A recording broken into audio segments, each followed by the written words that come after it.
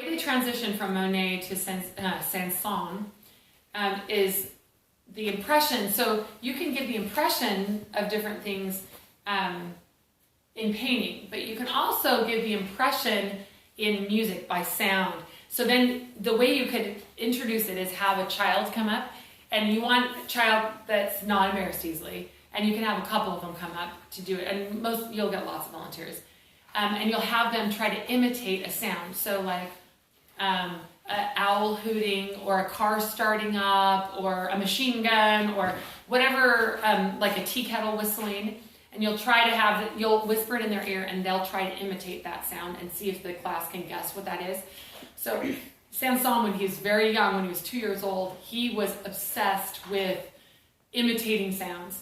And by the time he was 2.5, his father died when he was very young, and his mom raised him with his Aunt Charlotte, his great aunt. And he had 2 moms, he called them his 2 mothers. And when he was 2.5, his Aunt Charlotte actually started teaching him the piano because he was so obsessed with sound, and that obsession turned to music very, very young.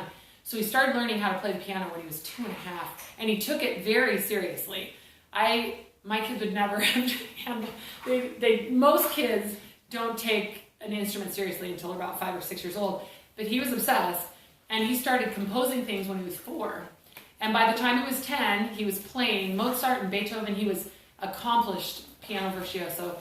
And there was a critic kind of came to him and said, if you're playing Beethoven when you're 10, what are you going to play? He was asking the aunt, what is he going to play when he's 20? And she said, well, he's going to play his own stuff by the time he's 20. And it was true. By the time he was 20, in Paris, the Paris Opera performed his first symphony when he was 20 years old. So he was absolute prodigy. He was obsessed with imitating different sounds. So perhaps his most famous work is The Carnival of Animals. And so you'll play this song. The swan is the one that that we have for this.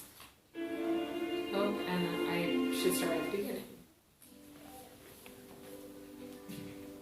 So some of the kids might recognize this. It's in some movies they've played it in. So this is one that the kids might recognize, but you can ask them, okay, so what do you think, what animal do you think this would be? And this is kind of hard for them to be able to tell swan. Oh, sorry. Can you move this way because the light? Yeah. So it's hard to tell that this is a swan, but you might mention